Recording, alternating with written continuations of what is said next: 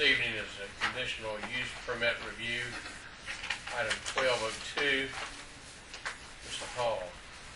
Yes, Honorable Mayor and Council. In the March 15, 2011 regular meeting, Ms. Jacqueline Almali was granted a conditional use permit to operate a licensed family day home at 608 Brunswick Avenue, also identified as tax map number 160-3, Block C-2.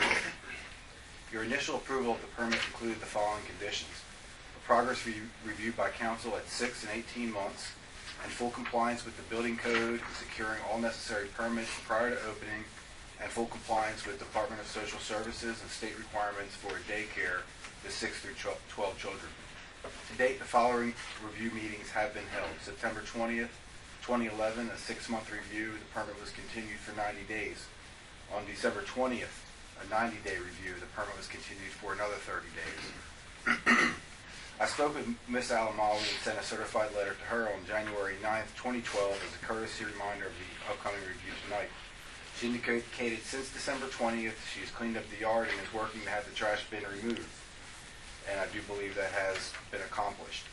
According to Ms. Almali, she discussed the project with another contractor, Mr. Charles Jeffers, to complete the renovations.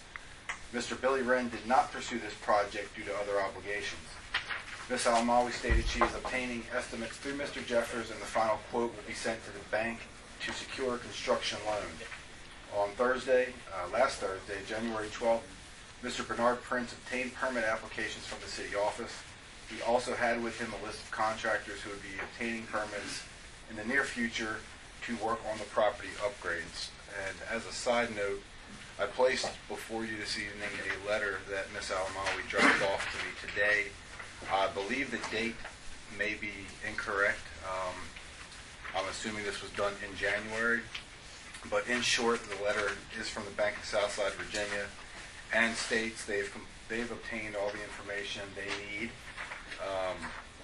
and they've basically pre-qualified Ms. Almali. They are still doing further underwriting for the final approval, which includes a couple other items, and they've secured a Class B contractor. Mr. Prince will actually be the general contractor, and we do have a permit pending in the city office, and I did also receive plans that Mr. Gunn has drawn up for the interior of the structure if anyone would like to see them, and this item's for your direction.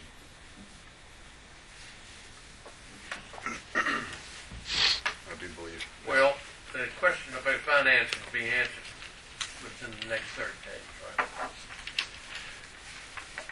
I would hope so. Well, that's what the bank said. Prince is now the contractor. That's correct. Can I ask a quick question? And Gunn is drawing the plans. Do you mind if I ask you a question? On the contractor, Mr. Prince is the contractor, but I'm assuming there's a fair amount of heating and air conditioning, plumbing, electrical that has to be done, which I would assume would be done by a different contractor. That's correct. Has that also been secured as Yes. well? And do you mind, I mean, I don't want to know numbers, but do you mind sharing, as long as they've been secured? Yes, the bank has a copy also of their license and all. They did? Okay. Yes. Do you know, Ms. Almar, you might can help me with this, a Class B contractor's license is good up to a certain dollar figure. In the old days, I think a Class C was $75,000. I think B was roughly $125,000 or $150,000. Are you confident that the Class B contractor's license amount is enough to cover the work that that particular contractor will have to do to the house? Yes, sir. That's why the Mr. Charles Jeffers was denounced out, because of his license was Class C, and they said that he only can do $10,000 worth. He could only do $10,000. Yes, Class C. So just went to Class B to make sure that the dollar amount had been covered. That's correct. And okay, you had plans. I can clarify that, Councilman Saunders. Any Class B contractor can perform work on or manage a project up to $120,000 per project, or $750 yearly. And that's Class B. So up to $120,000, he can perform work on or manage. So I'm assuming this particular contractor then has to remain independent from the HVAC, electrical, plumbing, or I would imagine that dollar figure is going to be higher than that number you just stated. That's correct. The permit application that we show right now has an estimated total of 125,000,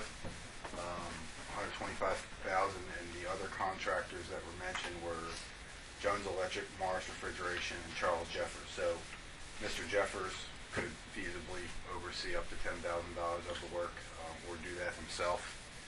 So, between the two of them, there would be sufficient. Between the Class B with Mr. Prince and the Class C with Mr. Jeffers, there would be So sufficient. HVAC, electrical guys will have their own license. Oh, correct. Okay, that's all I know. Any other questions?